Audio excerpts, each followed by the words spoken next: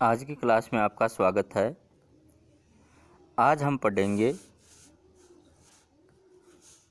उपभोक्ता की मांग का पूर्वानुमान अथवा विक्रय पूर्वानुमान का अर्थ, इसकी विशेषताएं और इसकी आवश्यकता, उद्देश्य और महत्व। उपभोक्ताओं की दृष्टि से वस्तु की मांगी जाने वाली मांग को व्यक्त करती है। वही फर्म की दृष्टि से विक्रय का प्रतीक है। हम साधारण बोलचाल की भाषा में मांग पूर्वानुमान का अभिप्राय किसी निश्चित भावी अवधि में वस्तु की संभावित मांग या संभावित विक्रय का अनुमान लगाने से है, जो मात्रा या मूल्य या दोनों रूपों में व्यक्त किए जा सकते हैं।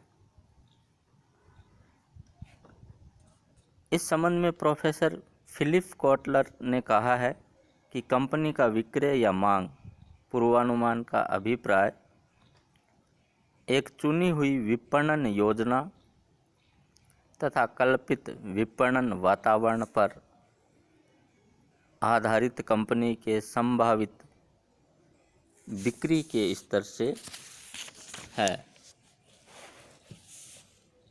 अब हम मांग पूर्वानुमान की कुछ विशेषताएं पढ़ेंगे।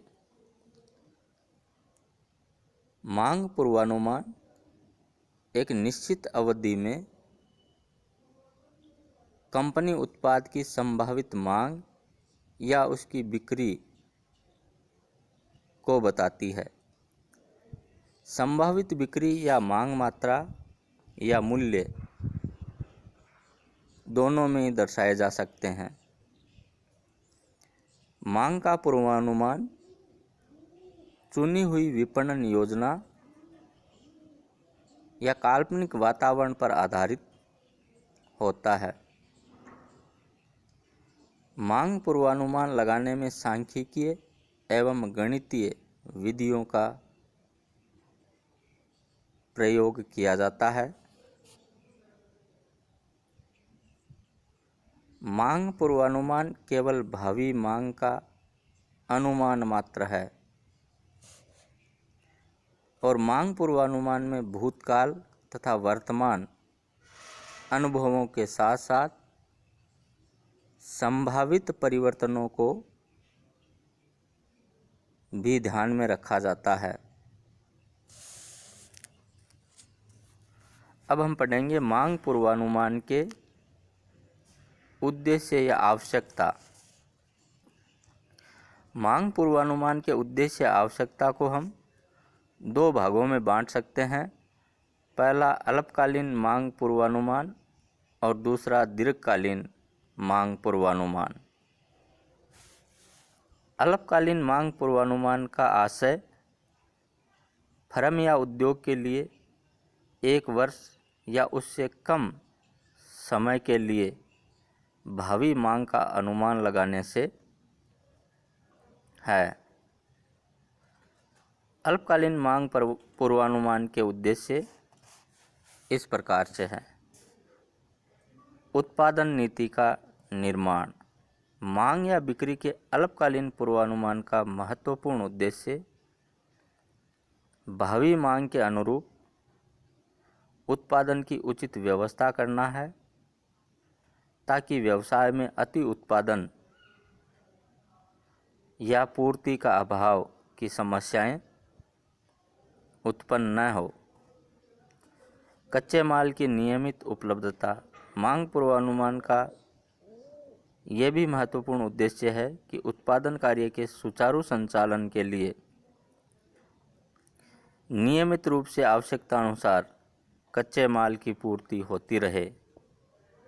इससे स्टॉक संग्रह लागत में कमी होने के साथ साथ सस्ते कच्चे माल की पूर्ति भी संभव होगी। श्रम की नियमित पूर्ति। मांग पूर्वानुमान का उद्देश्य भावी मांग के अनुरूप उत्पादन के लिए कुशल एवं अकुशल श्रमिकों की उचित व्यवस्था करना होता है, ताकि न तो श्रमिकों की कमी से उत्पादन में रुकावट हो और न श्रमिकों को काम के अभाव में बेकार बैठना पड़े। वित्त की उपलब्धता। भावी मांग के अनुरूप उत्पादन करने के लिए आवश्यकता अनुसार वित्तीय व्यवस्था करना भी मांग पूर्वानुमान का उद्देश्य होता है। दीर्घकालीन मांग पूर्वानुमान के उद्देश्य ये हो सकते हैं। दीर्घकाल समय की लंबी अवधि होती है, अर्थात 1 वर्ष और उससे अधिक की अवधि दीर्घकाल का समय माना जाता है। इस अवधि में उत्पादन और विक्रय की योजनाएं बनाई जाती है और दीर्घकाल में मांग पूर्वानुमान के उद्देश्य इस प्रकार से हो सकते हैं।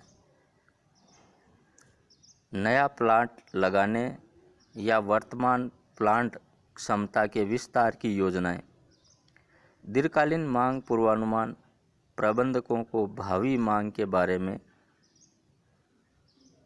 संकेत देकर उन्हें उसके अनुसार उत्पादन क्षमता के लिए बताते हैं। अगर प्लांट क्षमता अपर्याप्त है तो नया प्लांट लगाने का प्रयास किया जाता है, या जो वर्तमान में प्लांट संचालित है उसका विस्तार भी किया जा सकता है। श्रमिकों की दीर्घकालीन व्यवस्था।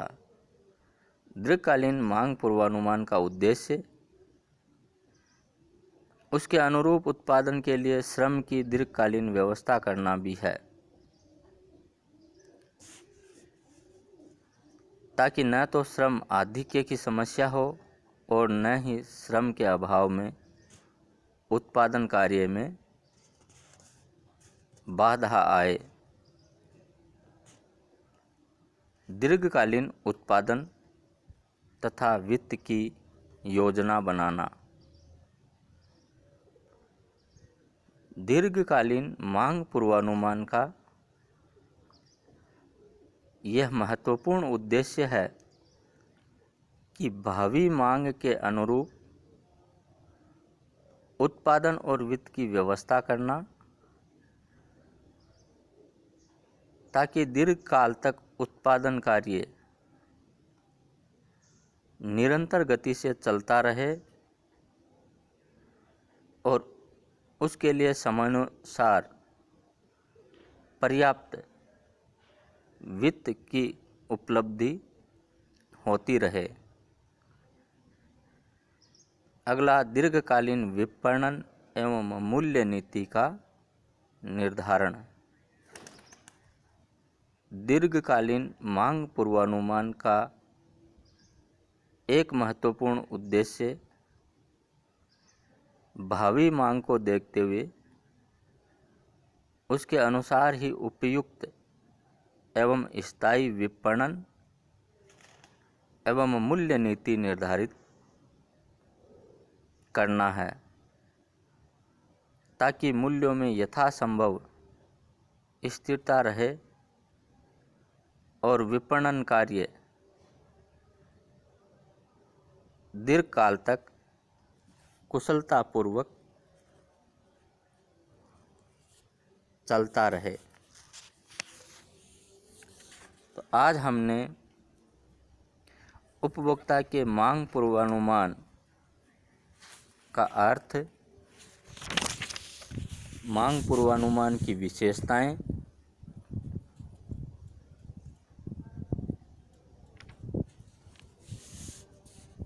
और मांग पूर्वानुमान के उद्देश्य या आवश्यकता का अध्ययन किया। इसमें हमने अल्पकालीन मांग पूर्वानुमान और दीर्घकालीन मांग पूर्वानुमान के उद्देश्य और आवश्यकताओं